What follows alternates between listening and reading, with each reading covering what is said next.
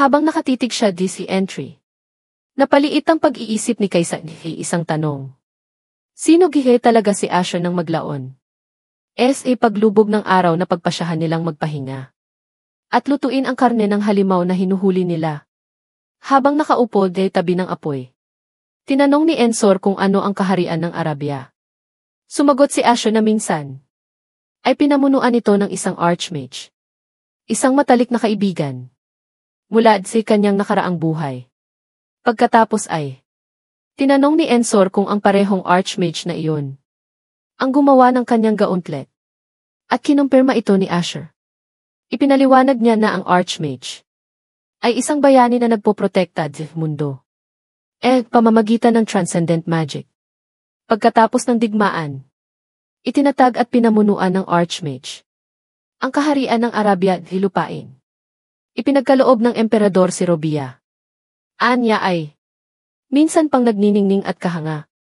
Hanga kaysa saan man isang tunay na paraiso na binuhay. Gayunpaman nakarating si kanya. Ang balita na ang kaharian ay bumagsak at ang archmage ay nawala. Tinanong ni Ensor kung ang archmage ay sumuko si katiwalian tulad ng master ng underworld. Sagot ni Asher na wala pang nakakaalam si Puntong. Ito ang tanging paraan upang malaman ang katotohanan. Ay ang pumunta at makita ito para defika nilang sarili.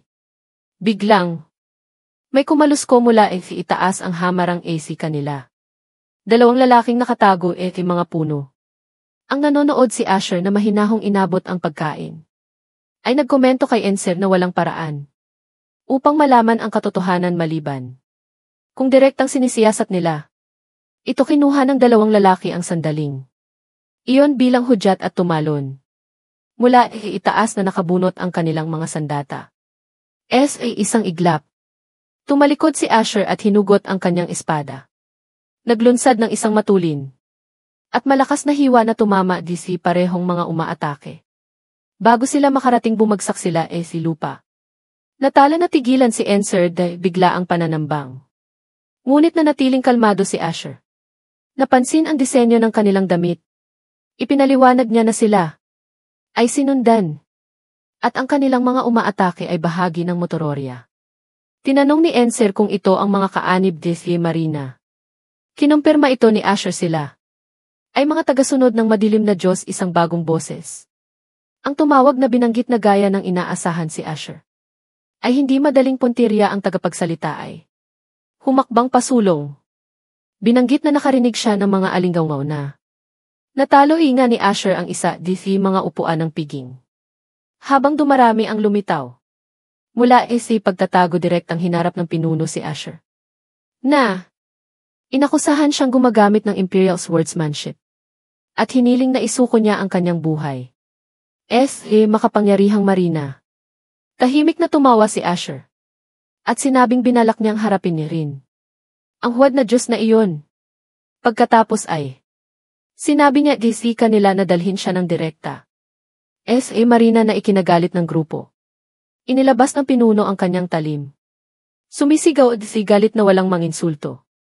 Kanilang Diyos at inutusan ang iba na patayin siya. Sabay-sabay na naniningil ang mga tagasunod. Sumulong si Asher walang kahirap. Hirap na nilaslas ang mga ito na nagpalipad ilang. Isang indayog. 6 pang attacker ang bumungad kanya. Mula itaas sabay. Sabay na ibinaba ang kanilang mga espada. Inis na sinabi niya mga.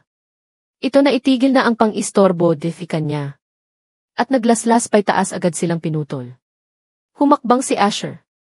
At binalaan ang natitirang mga kalaban na. Kung ayaw nilang masaktan niya ang kanilang mga tauhan. Dalhin nila si Marina kanya.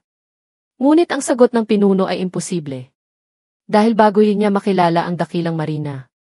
Mamamatay siya kamay ng pinuno ang lalaki pagkatapos. Ay naglabas ng isang malakas na surge ng dark energy. Si Ensor na nanonood mula likuran. Ay nagkomento ng may pakunwaring seryoso na ang banta. Ay matindi. Gayunpaman inamin niyang na-curious siya na wakas. Ay masaksihan ang espada ng motor or. Napansin niya na ang enerhiyang ibinubuga ngayon. Ay mas concentrated. Kaysa dating umiti ang pinuno. Tiwala si kanyang lakas. At sinabing tatapusin niya ang sarili ni Asher. Ngunit bago siya makakilos isang bagong puwersa. Ang pumasok napakabilis na tumama. Maraming miyembro ng Motor Oriel. Isang iglap tinanong ni Enser. Kung ano ang nangyayari ngunit walang sinabi si Asher. Nakilala niya agad ang aura. May humakbang view. Tinawag ang mga umaatake na nakakainis na mga peste. At hinihiling na tumabi sila. Tunghala si Asher at nakita siyang malinaw si Haiban. Iyon napangiti si Haiban nang makita si Asher. At tinanong kung talagang naglakas loob. Ang mga motor o riskam na. Iyon na salakayin ang kanyang alagad ang pinuno. Halos walang malay ay. Napabuntong hininga at takot. Habang papalapit si Haiban na puno ng galit, ay nagtanong kung paano pananggasan ang mga asasino. Puntirahin ang kanyang disipulo. At naghanda na patayin ang pinuno ngunit. Bago man mapatay ni Haiban. Nagtaas ng kamay si Asher para pigilan siya. Huminto si Haiban. Nagtatanong kung bakit pinandilatan ni Asher ang pinuno. At binalaan ito na kung ayaw niyang mamatay. Mas mabuting ibunyag niya ang lokasyon ng kanilang base. Makalipas ang ilang oras naglalakad sila sa kagubatan. Sinusundan ang impormasyong ibinigay ng bihag. Nagkomento si Haiban na matagal na ngunit hindi rin nagbabago si Asher. Tinanong niya kung kumusta na si Lika. Sumagot si Asher na nag-enroll siya sa Imperial Academy. Sinabi ni Haiban na papunta siya sa Empire. At bibisitahin si Lika habang naroon siya nakangiting. Idinagdag niya na baka kunin niya ang ulo ni Mirina. Bilang regalo ng Emperor. Siguradong magugustuhan niya. Iyon pagkatapos. Ay tinanong ni Ensor si Hebon. Kung siya ay tunay na isang swordmaster na napansin na pamilyar. Ang kanyang aura ngunit may kakaiba dito. At hindi mailagay ni Ensor ang kanyang daliri dito. Iniwan si Asher na nagtataka. Kung ano ang ibig niyang sabihin si kalaunan. Narating nila ang base ng motor. Ora na tulad ng hinulaan ni Hibon. Ay nakatago malapit si kagubatan. Iminungkahi ni Haiban na. Panasan sila isang mabilis na pag-atake ngunit. Bago sila makakilos isang babae ang lumutang pababa. Mula sa langit na nababalot. Nang umiikot na madilim na enerhiya. Tinanggap niya sila. Tinatawag niyang Sanctuary of Motor. Orya na ikinagulat ni Asher at Haiban. Natatawang nakilala niya silang dalawa si Haiban. At ang kanyang alagad. Nagalit si Asher nang makita siyang buhay. Magiliw siyang bumaba si lupa. At nakangiting hinarap si Haiban. Sinabing matagal na iyon.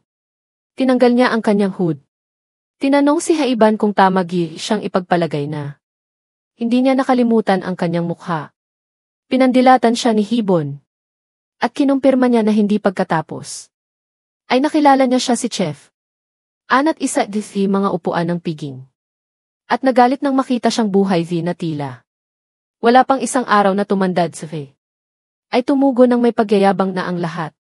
Ay salamat si kapangyarihan ng kanilang Diyos.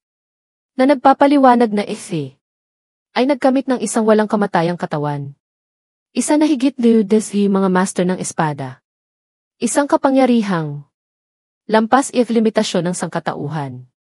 Tinanong niya kung talagang naniniwala sila na susundin niya. Ang mga yapak ng mga nahulog na nanunuya si Hibon. Tinawag siyang tanga kinilala ni Asha si Sheva. Ana't bilang miyembro ng mga upuan ng piging. Ang konseho na gumabay is motor or ilalim ng pagkukunwari ng banal na paghahayag. Naalala niya kung paano noong nakaraan siya. At si Haibon ay nagsagawa ng malawakang operasyon. Ilalim ng utos ng imperyo. Upang lipulin ang Motororya. Matapos ang hindi mabilang na mga labanan. Nagtagumpay sila pagpuksa si konseho lahat. Maliban kay Shevan at siya. Ay nakatakas umiiwas kanila ng may husay. At tiyaga nakaligtas lahat ng mga pagsubok. At ngayon ay muling nagpakita siya. Ipinaalam ni Shevan at kay Haibon na hindi siya pumunta para disikan niya. Diretso niyang itinuro si Asher. At sinabing ang kanyang disipulo. Ang kinainteresan niya dahil si Asher ay gumagamit ng Imperial swordsmanship bilang tugon. Itinaas ni Asher ang kanyang espada. Ngunit, Humakbang pasulong si Haiban na nagpahayag na siya mismo ang haharap kay Shyvana. Minsan na niyang tinapos ito. Sinugod siya ni Haiban at nagpakawala ng malakas na indayog. Sinalubong niya ang pag-atake gamit ang kanyang sariling talim at ang dalawang sandata. Ay nagsagupaan ni si isang matunog na shockwave. Tinanong ni Shyvana kung totoong naglakas. Loob si Haiban na hamunin siya ngunit isinumpa niya. Ito tinawag siyang ipis. At nangakong lilipulin silang lahat. Kasama na si Marina naglunsad siya ng sunod. Sunod na pag-atake pabilis ng pabilis ang pag-atake. Ngunit pinalihis ni Shyvana at ang bawat welga pinapanatili ang kanyang kalmado. Tinignan ni Asher na hindi makapaniwala. May hawak siyang espada na may aura maging si Ensor ay humanga habang pinagmamasdan ang mga galaw nito. Isang mahinang iti binalaan ni Shyvana. At si Hebon na. Huwag maliitin ang kapangyarihan ng kanilang dakilang Diyos. Nakapulupot ang madilim na aura di kanyang talim. Habang tinanong niya kung tunay na naniniwala ang mga mangmang na sumalungat kay Marina, na malalampasan nila ang gayong banal na lakas siya lang ang pasulong. Ang kanyang lakas. Napakalaki nagpumigla si Hibon si pag-atake si kanya. At natawa siya si pagsigaw si kanya na mamatay si Hibon. Kabila ng pressure ay tumawa lang at tinawag siyang isang kasuklam. Suklam na panatiko. Nagpakawala siya ng surge of sword aura na tinulak. Palayo ang talim nito ng may buong lakas. Ipinadala si Chef Anat na bumagsak si lupa. Tumabigay kanya si Hibon at pinaalalahanan siyang huwag maliitin siya, inakusahan niya siya ng nakaligtas. Pamamagitan ng pagtakbo at pagtatago. At ngayon ay may lakas ng loob na lumaban lamang. Dahil kumapit siya paghiram ng banal na kapangyarihan. Hiniling niyang malaman kung talagang naniniwala siyang ang mga master ng espada ay isang biro lamang. Nakangiti ring umupo si Chef Anat. At sinabi kanya na tapos na ang panahon ng kanilang mga tinaguri ang bayani na galit kanya. Ang sinabi nito, ipinagpatuloy niya na nagsasabi na ang mga bayani ay walang kabuluhang mga nilalangyaong mga lumabag isang banal na Diyos. At naglingkod mga masasamang kapangyarihan. Itinaas niya ang kanyang kamay. Nagtipon siya ng isang makapal na masa ng madilim na enerhiya at sumigaw na si Hibon ay yumukod harap ng kapangyarihan. Ng banal na kapangyarihan. Habang lumalawak ang kadiliman at tumitibok palabas. Napansin ni Ensor ang pagbabago del hangin. At binalaan si Asher na ang presensyang nakapaligid kanila ngayon ay ang enerhiya ni Marina. Hiniling ni Hibon na malaman kung ano iyon. At muling itinaas ang kanyang espada. Naghahanda si pag-atake pero bigla siyang umubo ng dugo. At napaluhod nanginginig ang kanyang katawan. Hindi siya makahinga. Si Ensor na nabigla ay nagtanong kung ito ay banal na kapangyarihan na pumipigil na hilakas na hindi tao, ngunit ang mas ikinagulat niya ay nagsimula na ring magpumigla si Asher. Hinihingal na hindi siya makahinga. Natarante si Ensor. Hindi makapaniwala na kahit si Asher isang sword master ay nasupil ng kapangyarihan ng Dark God. Sinumpa ni Hibon si Shyvana. Habang siya ay bumagsak, lumapit siya kanya na may mapanuksong tono. Tinawag siyang kaawa-awa at tinanong kung gaano kababa nila ang nangahas na hamunin ang kanilang makapangyarihang Diyos. Pagkatapos ay sinipa niya si Hibon. Dahilan para bumagsak ito kalapit na mga bato. Aling kay Asher, dahan-dahan siyang naglakad. At sinabi kanya na ituring itong isang pagpapala. Iaalok siya kay Marina. Itinutok niya ang kanyang espada. Kanyang ulo na nagsasabi na tatapusin niya siya ng isang malinis na hampas upang hindi siya makaramdam ng sakit. Napabuntong hininga si Asher. Sumandal siya, nalilito. At sinabi kanya na hindi niya siya naririnig. Tinanong niya kung mayroon siyang huling mga salita. Inilapit niya ang kanyang ulo. Inilapit niya ang kanyang tenga kanyang bibig. Iyon ay kapag siya ay bumulong na siya, ay nagpapabihis kanyang pagbabantay. Bago siya makapag-react, isang nakatagong sibat Ang tumagos kanyang tiyan na tumagos. Kanyang tiyan. Nang laki ang mata niya, gulat. Tumayo siya. At pinagmasdan si Chef Anat na pilit na tumayo. Sinabi niya, kanya na siya. Ay naging pabaya na nag-joke kanya na tanungin. Kung paano niya nagawang makuha ang suntok. Sumagot siya na habang hindi niya alam. Kung paano niya napagtagumpayan si Hibon. Tila walang epekto kanya. Ang kapangyarihan nito sa tabi niya. Pinuri ni Inser ang kanyang kahanga. Hangang galing AC pag-arte. Itinulak ni Chef Anat ang sarili. Natatawa dahil sakit at binalaan siya na. Huwag linlangin ang sarili pag-aakalang. Nanalo siya, ipinahayag niya na siya. Ay! Minarkahan na ng kanilang Diyos at tinanong kung siya ay tunay na naniniwala na ang isang tulad niya ay maaaring sumalungat di gayong banal na kalooban. Sumisigaw ngayon, ipinahayag niya na siya ay igapos at pahihirapan na lalabing bahagi ng kanyang buhay. At na ang kalooban ng kanilang makapangyarihang Diyos ay laging hahadlang kanyang daan dahil sobrang galit. Hinila niya ang sibat deficient niya. Bumagsak siya di lupa. At namatay, kinumpirma ni Enser na si Chef Anna ay ganap na patay. Malamig na tugon ni Asher na sinabing, hindi mahalaga di kanya kung ito ay isang Diyos o hindi magbabayad ng mahal ang sinumang magtangkang paglaruan ang kanyang kapalaran o saktan ang mga malapit di kanya.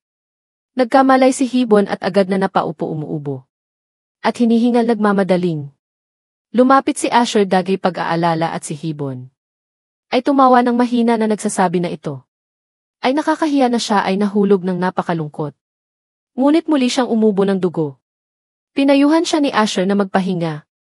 Biglang narinig ni Asher ang isang tinig na nagsasalita di kanya na. Nagsasabi na nakarating na siya. Hanggang dito. Isang tao na may kaluluwa ng isang master ng espada. Gulat na napatingin siya di likuran niya. Hebon nalilito nagtanong kung ano ang mali na pagtantong. Hindi marinig ni Hebon ang boses. Sinabi di kanya ni Asher na mauna siya di templo. Nagbabala na maaaring may mga mamamatay. Tao li rin loob si Hibon na masyadong nasaktan. Para makipagtalo ay sumang-ayon at hinimok siyang mag-ingat. Sumugod si Asher sa loob ng base. Tumanggiw si Hibon na. Nagsasabi na malapit na siyang maabutan. Tinanong ni Ensor kung mayroong isang bagay. Napagtanto ni Asher na hindi rin narinig ni Ensor ang boses. At ipinahayag na si Marina ang kausap niya di sandaling. Makita siya ng mga mamamatay. Tao na nagbabantay templo. Sumugod sila upang protektahan ang kanilang santuaryo. Walang pag-aalinlangan tumakbo si Asher.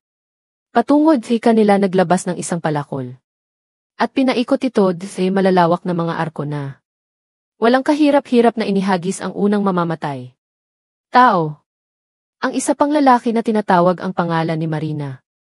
At nagmamakaawa ng lakas ay sinubukang lumapit ngunit sinaksak ni Asher ang palakol dahil gitna ng pangungusap. Sumigaw na tumabi siya pagkatapos ay sumugod siya ng mas malalim si templo. Napansin ni Ensor na naramdaman niya ang paggalaw ng mas malayo at itinuro ang direksyon. Sumabog si Asher dag silid at nanlamig gulat. Gitna ng silid. Isang matandang lalaki ang payapang nakaupo naghihintay.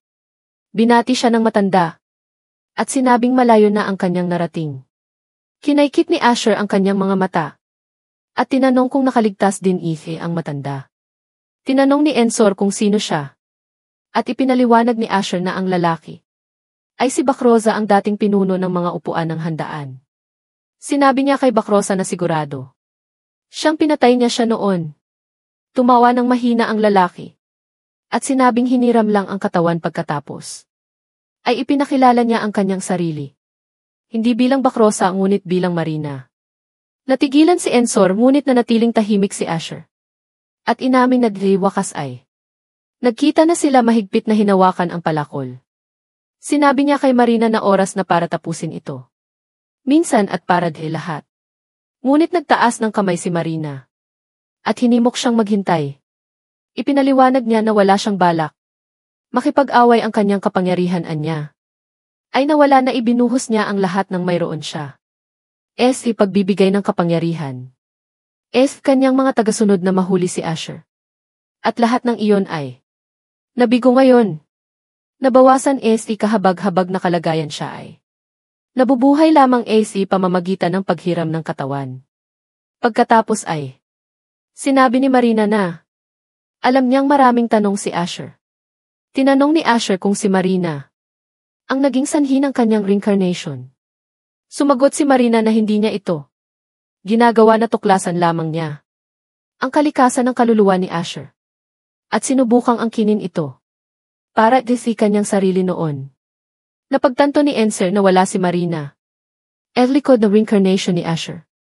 Nagpatuloy si Marina na nagpapaliwanag na ang kaluluwa ng isang tao na nakarating easy tugatog ng sword mastery ay may potensyal na palayain ang mga Diyos mula disi kanilang mga hadlang. Tinanong ni Asher kung ano ang ibig niyang sabihin. Ngunit tumawa lang si Marina at binalaan siya na mag-ingat mula ngayon. Dahil hindi lang si Marina ang naghahanap ng kanyang kaluluwa. Samantala si kabisera ng Empire. Nakaupo si Arina si kanyang opisina. Tinatapos ang mga ulat ng pinsala na naugnay. Pagsalakay ng demonyo. At halimaw iba't ibang teritoryo. Nalutas na rin niya ang natitirang mga kahilingan niya kompensasyon. Habang nakasandal siya, napunta kay Asher ang mga iniisip niya. Tahimik siyang nagtaka kung kumusta na siya. Sakto namang pumasok si Kan. At magalang na nagdahilan. Tinanong niya kung ano ang nagdala si kanya. Doon si Kan nag-aalangan noong una wakas ay nagsalita at ipinaalam si kanya na dumating na ang Order of the Solar God. Ang balita ay nagpasindik si kanya. Kasabay nito dahil labas ng pangunahing kastilyo ng imperyo. Huminto ang isang marangyang karwahe. Isang marangal na mukhang babae ang lumabas na kangiti. Habang nakatingin si ang granding istruktura. Harapan niya natuwa siya nakarating na siya lugar kung saan naninirahan ang hinahanap ng Solar God. Ilang sandali loob ng palasyo. Sinalubong ng ginang si Arina at binati. Gayunpaman tinanong lang ni Arina kung ano ang nagdala si kanya imperyo. At tinawag siya bilang santo ng Solar God Virgil. Alam ni Arina na ang Virchiva ay kumakatawan pinakamaimpluwensyang relihiyon. Loob ng imperyo. At iginagalang bilang muling pagsilang ng banal. Dahil napakalaking kapangyarihan na ipinagkaloob si kanya ng Solar God. Pinamunuan ng Vircha ang independenteng puwersang militar ng simbahan. Ang Solar Guard Knights. Kabila ng kanilang katayuan ang Solar Guard Church ay madalas na itinuturing bilang isang malupit at mapagmataas na grupo ng relihiyon na nagpapatupad ng mga conversion, pamamagitan ng karahasan at pamimilit na ginagawa silang isang nakakagambalang presensya mula sa pananaw ng imperyo. Sinabi ni Verkia kay Arina na nakarinig siya ng mga chismis. Tinanong siya ni Arina kung anong chismis. At sumagot si Verkia na ilang araw na ang nakalipas ang imperyo ay muntik ng lusubin ng mga demonyo. At narinig niya na ang isang eskrimedor na nagngangalang Asher ang humadlang massacre. Tinanong tuloy ni Verkia kung nasaan si Asher. Samantala base ng Matoria. Tinanong ni Asher si Marina kung ano ang ibig niyang sabihin. Pagsasabing kayang palayain ang kanyang kaluluwa. Ang mga Diyos. Ipinaliwanag ni Marina na ang mga Diyos ay hindi kompletong mga nilalang na nagpapanatili ng kanilang pagiral at kapangyarihan. Pamamagitan ng pananampalataya ng tao. Kung ang mga tao ay nawala ang kanilang pananampalataya, mawawala ng kapangyarihan ang mga Diyos at tuluyang maglalaho dahil huli. Kinailangan ng mga Diyos na protektahan ang kanilang mga mananampalataya upang mapanatili ang kanilang lakas. Tinanong ni Asher kung ano ang punto ni Marina. At sumagot si Marina na ito talaga ang dahilan. Ang kanyang kaluluwa ang kaluluwa ng isang sword master ay may kapangyarihang palayain ang mga Diyos mula sa pag-asa sa mga tao. Ipinaliwanag ni Marina na kung makuha nila ang kanyang kaluluwa, Hindi na nila kakailanganin ang mga tao para umiral. Makakamit din nila ang lahat ng kapangyarihan. At buhay na walang hanggan. Idinagdag ni Marina na sila ay magiging perpektong nilalang malaya di mga hadlang ng tao. At nagtanong kung paano. Hindi nila naisin ang ganoong bagay. Ngunit tinawag siya ni Asher na bastos. At tinanong kung tama gise ang iniisip niya na bagaman. Umaasa ang mga Diyos mga tao. Nais libre nilang pamunuan sila. Tumawa si Marina at nagtanong bilang ganti. Kung hindi Diyos iyon ang pangalawang kalikasan mga tao. Mismo pagkatapos ay. Sinabi niya kay Asher na minsan ay nagkaroon siya ng mga tapat na tagasunod na tinatawag na motor orya. Upang mahuli si Asher. Pinagkalooban sila ni Marina ng kapangyarihan. Ngunit huli ay nabigo siya at ngayon siya ay nabawasan isang kaawa. Awang kalagayan nilapitan ni Asher si Marina. At sinabi kanya na ito ay isang angkop na wakas para kanyang kasakiman. Nagtanong kung dapat nilang wakasan ang lahat. Ngunit tumawa lamang si Marina.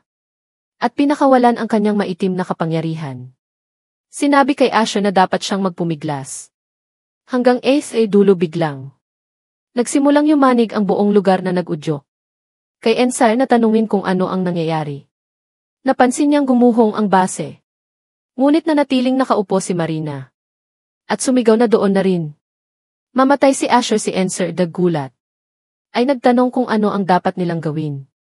At nagbabala na ibilis na ito ay ililibing silang buhay. Nanatiling tahimik si Asher habang si Marina ay sumisigaw na kasama ng kaluluwa ni Asher. Ay maibabalik niya ang kanyang kapangyarihan. At hinihiling na ayalay niya ang kanyang buhay bilang tugon. Inihagis ni Asher ang kanyang palakol kay Marina na matagumpay na tinamaan ito tiyan. Noon lang naramdaman nila ang presensya ng isang taong papalapit at narinig ang isang boses. Natutuwa na hindi sila. Huli lumingon sila at nakita nila si Hibon na pinuputol. Ang malalaking gumuhong mga bato. Mula Kisam na nagsasabi na ang oras. Ay perpekto hinawakan ni Hibon si Asher. At sinabi kanya na kailangan nilang makaalis. Hinimok siyang kumapit ng mahigpit. Sagot ni Asher. Okay pagkatapos. Ay inilabas ni Hibon ang kanyang aura. At ginamit ito para itulak sila. Palabas ng gumuhong base ng napakabilis. Tinusok nila ang mga guho. At matagumpay na nakatakas. Kasabay nito si Imperyo. Inutusan ni Vorko si Arina na ibigay ang impormasyon. Mayroon sila kay Asher. Nagtaka si Arina kung bakit nila hinahanap si Asher. At napagtanto niyang walang nakakaalam. Kung ano talaga ang balak. Nilang gawin kanya medyo. Nanginginig na sagot niya na hindi niya ito. Ibibigay na lito si Verkia kanyang pagtanggi ngunit. Naniniwala si Arina na hindi siya maaaring umatras ngayon. Biglang tumayo si Arina. At sumigaw na ikinagulat ni Verkia. Hiniling niyang malaman kung sino ang inaakala ni Verkia na siya. At kung paano siya nangahas na mag-issue ng mga utos Imperyo. O walang ingat na pag-ikot. Pangalan ng isang pambansang bayani. Mariing sumigaw si Arina na wala siyang maibibigay na impormasyon. At inutusan si Verkia na umalis. Kaagad na iwang tulala si Verkia pagsuwi ni Arina. At nanginginig si takot. Ngunit nagawa niyang i-compose ang sarili. Pinaupo niya ang tasa ng kape nito. At mahinahong sumangayon tiniyak kay Arina na wala silang intensyon na lumikha ng salungatan ni Empire. Lag-usapin. Tumalikod siya para umalis at humingi ng tawad. Pero bago makaalis si Verkia, pinigilan siya ni Arina at tinanong kung bakit nila hinahanap si Asher in the first place. Sagot ni Verkia na hindi rin nila alam ang dahilan. Sinusunod lang nila ang utos ng Solar God. Nagulat si Arina nang marinig ito ngunit bago siya makasagot. Sinabi ni Verkia kanya na tandaan na tiyak na mahahanap nila si Asher. Dahil ang utos ng Solar God ay ganap naglakad siya. Palabas na iwan si Arina na tulala. Pinagmasdan ni Arina ang pag-alis ng karwahe ni Versia. Labis na nababagabag nagtataka kung bakit hinahanap ng Solar God si Asher. At kung bakit siya ang naging target nila. Makalipas ang ilang oras at guest castle. Nasa kwarto niya si Lika at nag-aaral siya. Ay pagod at labis na pagtanto na ang buhay sa academy ay. Hindi biro akala niya. Kailangan lang niyang mag-focus sa swordsmanship. Ngunit ngayon ay. Kailangan niyang pag-aralan ang matematika physics. At ang kasaysayan ng empire. Binuklat niya ang isang libro ng kasaysayan. Huminto dahil seksyon tungkol kasaysayan ni Jimo. Ngunit mabilis siyang nainip. Tinanong niya kung bakit kailangan niyang matutunan. Ang lahat ng ito maya. Maya lang ay. May kumatok kanyang pinto. At may pumasok na kasambahay. Matapos magdahilan. Tinanong ni Lika ang kasambahay kung ano iyon. At sumagot ang kasambahay na. Hinahanap siya ni Arina na ikinararanti niya. Makalipas ang ilang minuto. Umupo na sina Lika at Arina di isang table. Nakaramdam ng awkward si Lika.